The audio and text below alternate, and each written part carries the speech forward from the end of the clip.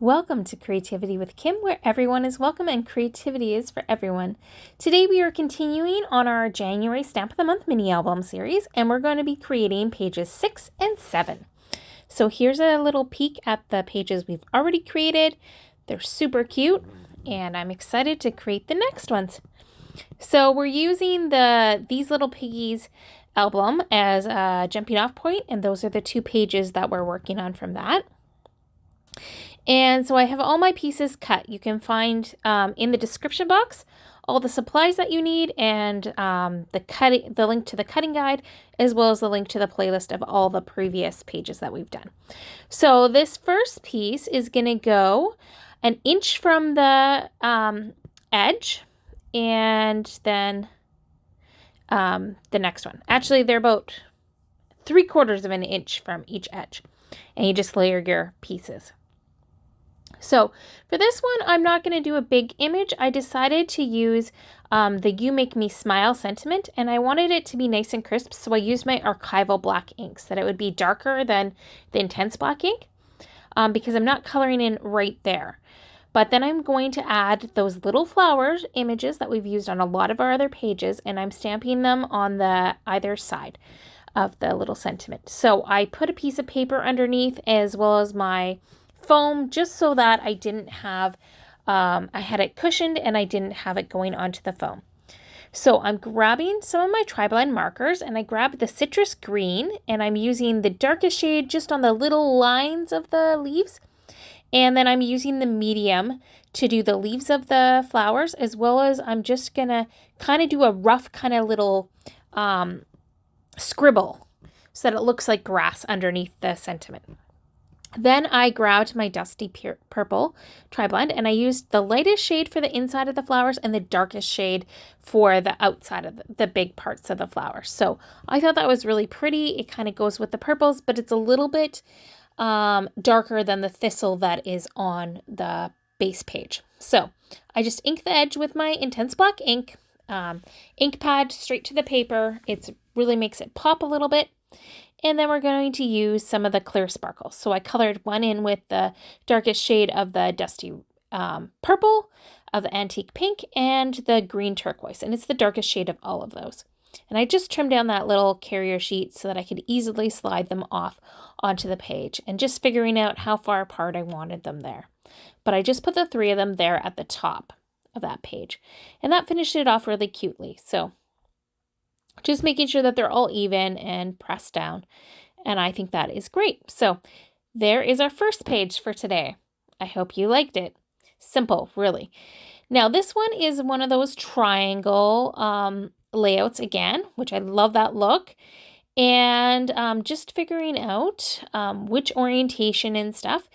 And again, I decided to use that little flower image and stamp it on 2 sides of the top triangle and 2 sides of the bottom one, so that it looks like a border all the way around. It just kind of adds a little bit more interest to this page. So I'm just stamping just the flower portion. I'm not stamping all the leaves and the grass and stuff like that. So if it's not perfect, it's fine. I used my intense black ink, and I'm using my intense black ink in the bear image. And I'm just going to stamp him in the bottom right-hand corner. And I just want just where that flower stem starts is kind of how low down I put it. And I had that coming off.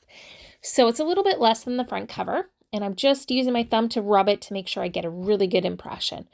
So I'm setting that aside to dry for just a moment. If you're coloring with alcohol markers, you want to make sure you're using the intense black ink. Don't use your archival ink because it will smear and it's not great for your markers. So I'm coloring in those flowers using the lightest shade of the antique pink, and then on the darker pink, I'm using the darkest shade of the antique pink. And I'm just doing it fast. They're not perfect.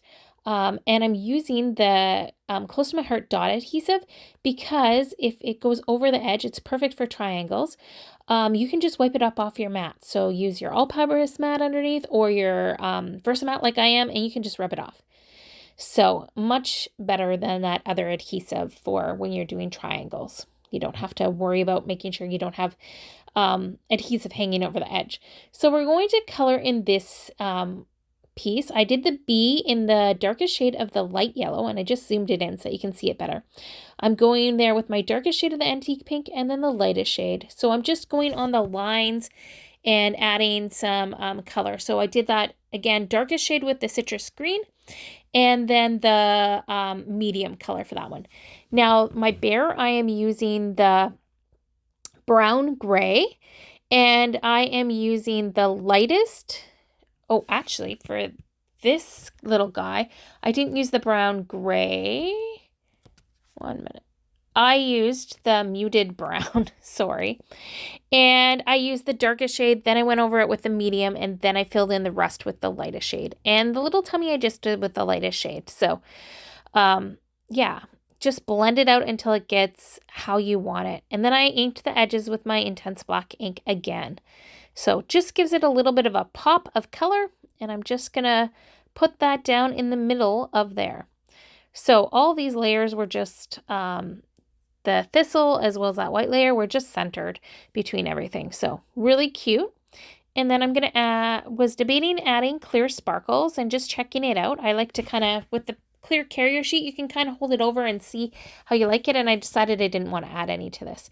So there you go. You've got some depth there. And then I'm just going to pop that one in there.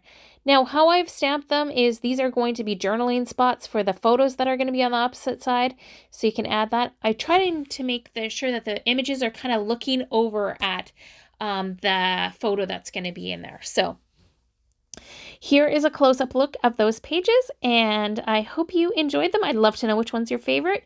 And you will find all of the links in the description box. And if you like this video, I hope you'll give it a thumbs up and subscribe. Hit the notification bell so that you don't miss any more. Take care. Bye.